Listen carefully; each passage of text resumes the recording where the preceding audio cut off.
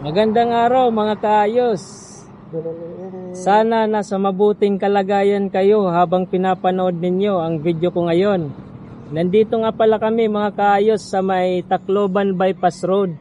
So ang gagawin namin ngayon ay punan natin ng aerial video dito. At sana tunghayan ninyo ang video kong ito. And salamat sa inyong suporta palagi sa aking Facebook page at ang aking munting YouTube channel na Anselmo Firefly. Ito nga pala ang surroundings dito. Tingnan nyo na lang. Maganda dito. Nandun yung Mount Danglay at ang San Juanico Bridge. So tunghayan nyo na lang ang video namin.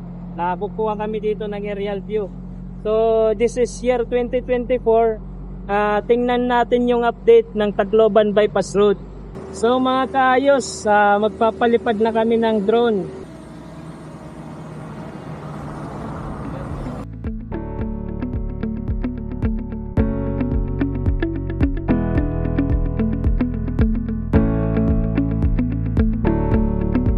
Ito nga pala ang Tacloban Bypass Road mga kaayos.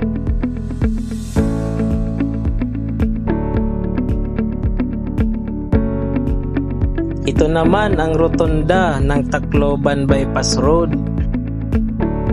Ito pala mga kaayos ang daan papuntang Santa Fe.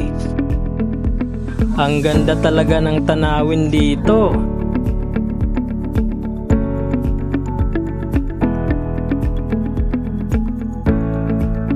Ang parte na ito ay ang lugar na tinatawag na Diit.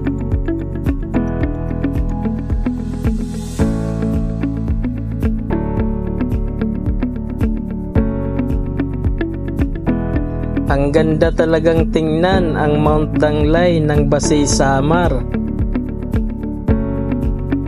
Ang parte naman na ito ay ang Anibong.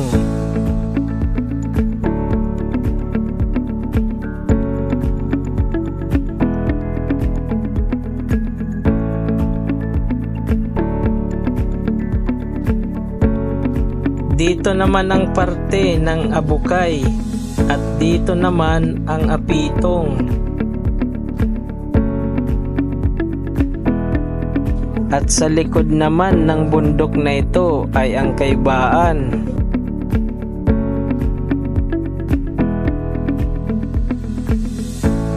Dito naman makikita ang Tacloban proper.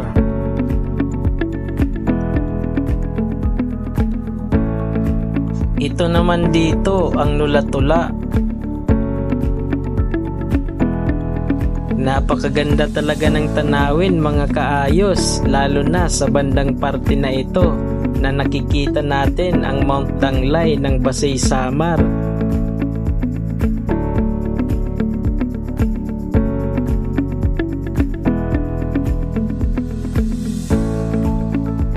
Dito naman natin makikita mga kaayos ang San Juanico Bridge, kaso sobrang layo na.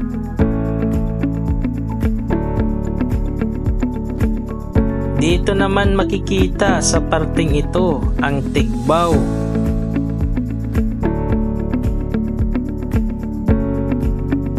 Sana mga kaayos may nakuha kayong kunting impormasyon sa ipinapakita ko sa video kong ito.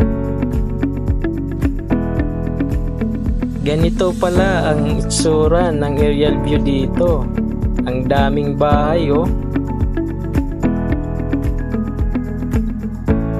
Yan pala ang mga bundok na makikita natin sa Apitong.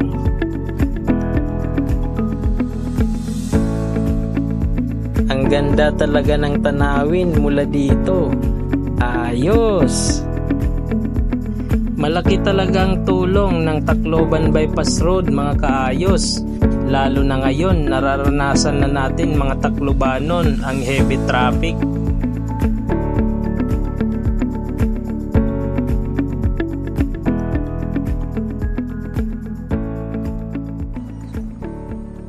So ayan na nga mga kaayos. Tapos ko na nakunan ng aerial view dito sa Tacloban Bypass Road. Sana nag-enjoy kayo mga kaayos. God bless you all. Thank you.